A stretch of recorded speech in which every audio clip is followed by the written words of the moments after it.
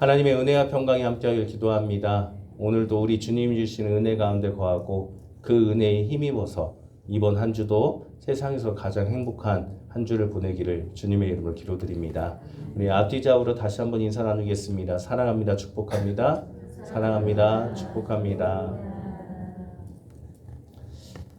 우리는 인생을 살다가 삶이 다른 방향으로 바뀌는 경우를 종종 경험하게 됩니다. 설교를 준비하면서 저의 인생을 뒤돌아보는데 가장 먼저 떠올랐던 것이 초등학교 때의 모습입니다. 초등학교 1학년 때 받아쓰기를 봤는데 20점을 받았습니다. 20점을 받으니까 다른 친구들은 4교시 끝나고 다 집에 갔는데 도시락을 싸갖고 오라고 해서 도시락을 먹고 남아서 그리고 받아쓰기 연습을 했던 기억이 떠올랐습니다. 그때 참 창피했습니다. 수치심이 있었고 또 다른 아이들은 끝나고 일찍 가서 노는데 나는 왜 저만 남아 있었던 게 아니라 다른 친구들도 몇 명이 남아 있었는데 왜 이렇게 해야 되지? 라는 생각 때문에 학교 다니기가 싫었습니다. 그러나 어쩔 수 없이 학교는 가야만 했고 어쩔 수 없이 1학년 동안 남아서 받아쓰기를 봤던 기억이 있습니다. 1학년 때 남아서 받아쓰기 연습을 했다고 제 점수가 늘었을까요? 여전히 20점이었습니다. 1년 내내 20점이었습니다. 점수는 오르지 않았습니다. 왜 그랬나 지금 생각해 보니까 그냥 국어가 싫었던 것 같습니다. 그런데 1학년 때만이 아니라 학년이 올라갈수록 국어가 싫었습니다. 때로는 적당히 공부를 하거나 또는 쳐다보지도 않았고 그런 경우가 참 많았습니다. 국어라는 것에 대해서 질려버린 것 같았습니다. 교육부서를 한 20년 넘게 맡아보면서 교육에 대해서 공부하고 이것저것 찾아보면서 쭉 흐름을 파악하다 보니까 유명하신 교수님들이 하시는 말씀이 공통점이 있었습니다. 요즘 유행하는 일타 강사들 또는 교수들이 공통적으로 하는 말이 초등학교 때 문제집을 많이 풀거나 공부에 대한 수치심을 느끼게 된다면 그 학년을 벗어나면 즉 초등학교가 끝나고 나서 중학교에 가면 공부에 질려서 공부를 하지 않는다라고 그렇게 공통적으로 말합니다. 가만히 생각해 보니까 맞는 것 같습니다.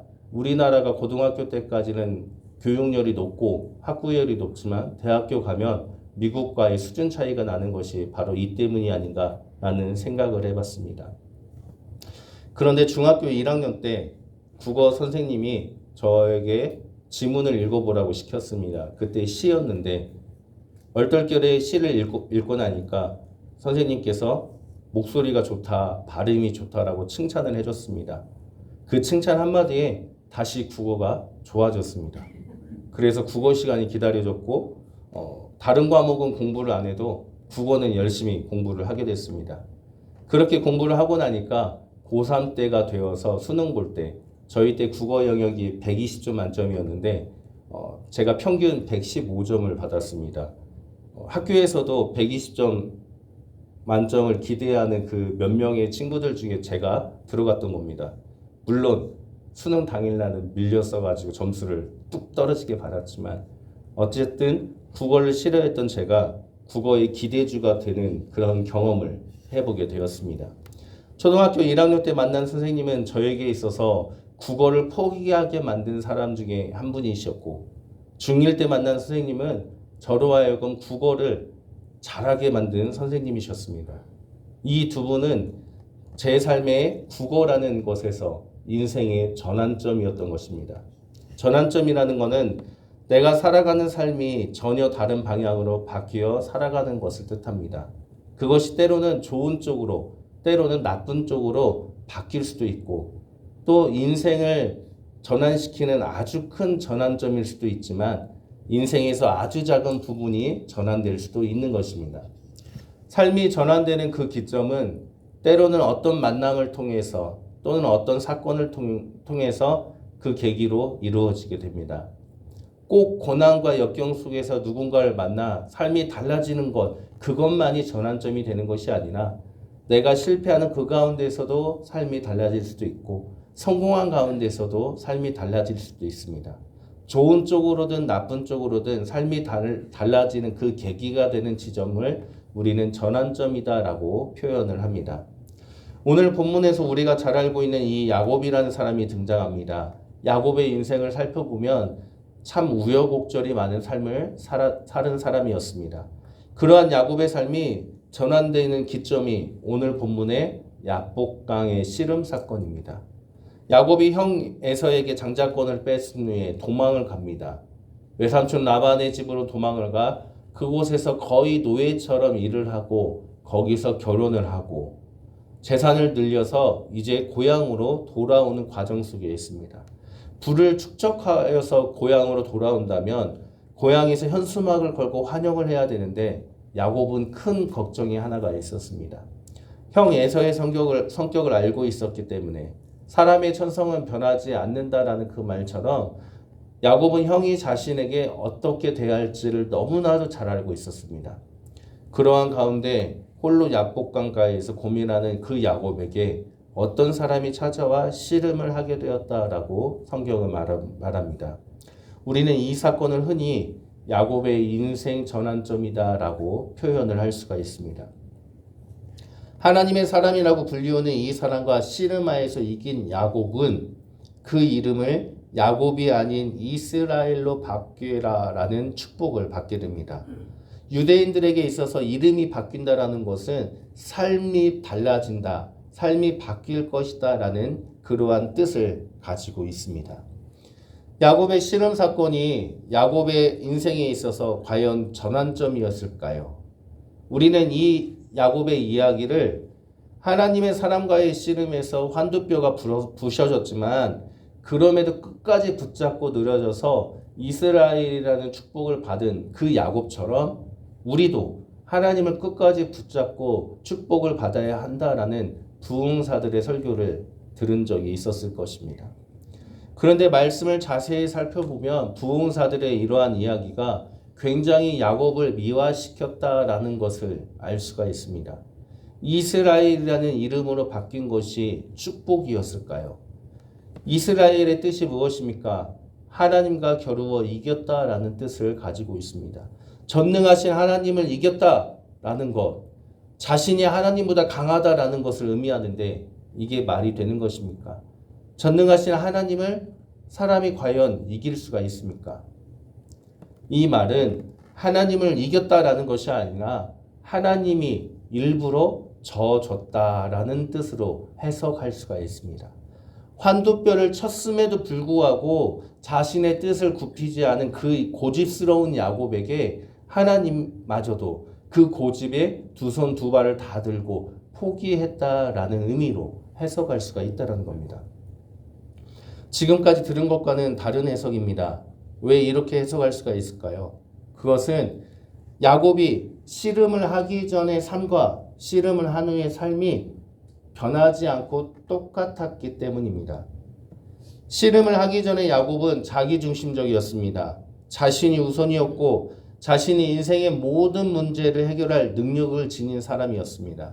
형 에서를 만나러 가는 그 길에도 형의 성격을 알았기 때문에 자기 자신을 보호하기 위해서 재산과 종들을 보내고 자녀들마저도 먼저 보내어서 자신이 도망할 수 있는지 없는지를 그 여지를 살펴보는 계략을 짠 사람이 야곱이었습니다. 철저히 자기중심적인 생각이었고 또 하나님을 믿는 야곱이 하나님을 의지하는 것이 아니라 자신의 지식과 지혜를 의지하고 있는 한 장면을 우리가 볼 수가 있습니다. 그러한 야곱이 하나님의 사람과 씨름을 한 후에 그의 삶이 달라졌을까요? 성경을 읽어보면 아니라는 것을 알 수가 있습니다. 그는 여전히 자기중심적으로 자신의 힘으로 삶의 문제를 해결하려고 합니다. 하나님은 외삼촌 라반의 집을 떠나서 형에게 가고 있는 이 야곱에게 베델로 가라라고 말씀하셨습니다. 그런데 형 에서를 만난 후에 야곱은 베델이 아닌 숫곳으로 갔고 말씀에 보면 거기서 자기를 위하여 집을 지었다라고 성경은 그렇게 기록하고 있습니다. 이스라엘이라는 이름으로 삶이 바뀐 축복을 받았지만 야곱은 여전히 하나님 중심이 아닌 자기 자신을 위한 삶을 살았다는 겁니다. 여전히 씨름을 하기 이전에 야곱의 삶을 그대로 살고 있다라는 겁니다. 그 결과 자신의 자녀인 디나가 겁탈을 당하였고 또 이 고난 가운데서 야곱은 이 문제를 자신의 힘으로 문제를 해결하고자 노력을 합니다.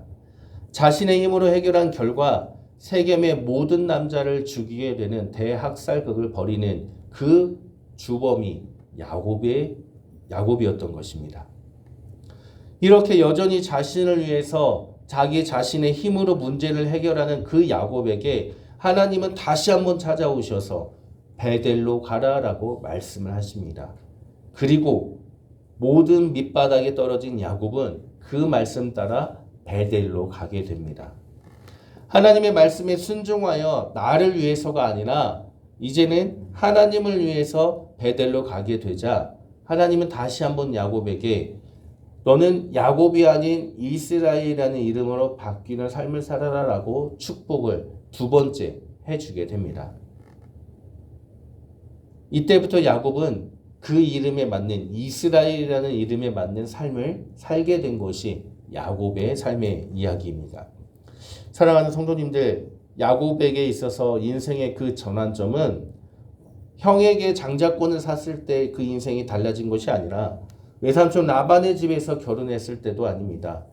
형 에서를 만나 화해했을 때도 아니고 하나님의 사람과 씨름하여 자신이 이겼을 때도 아닙니다. 야곱에게 있어서 그 인생이 달라진 시점은 그가 자신을 위함을 내려놓고 자기 자신의 힘으로 문제를 풀어가는 그 능력을 내려놓고 오직 하나님의 말씀에 순종하고 하나님의 힘을 의지함으로 문제를 해결하려고 했던 바로 그때가 인생의 전환점이었습니다. 내 삶의 주인이 내가 아니라 하나님임을 인정했을 때 그때 그의 인생이 전환점을 맞이하여 달라진 삶, 이스라엘의 삶을 살게 된 것입니다. 결국에 내가 달라지면 되는 것입니다. 내가 나 중심에서 하나님 중심으로 달라지면 되는 것입니다. 내 삶의 주인이 내가 아니라 하나님임을 인정하고 하나님을 위해서 살아간다면 우리도 야곱처럼 인생의 전환점을 맞게 됨을 믿으시기를 바랍니다. 내가 내 삶의 주인임을 포기하고 하나님이 주인임을 인정하는 것, 그러기 위해서 우리에게 필요한 것이 무엇일까요? 그것은 성령 충만입니다. 성령님이 하시는 일은 하나님의 뜻을 위한 일을 하게 하십니다. 성령님은 하나님의 말씀에 우리가 순종하게 하시며 열매를 맺어 하나님의 영광을 높이는 일을 하게끔 만드는 일을 하십니다.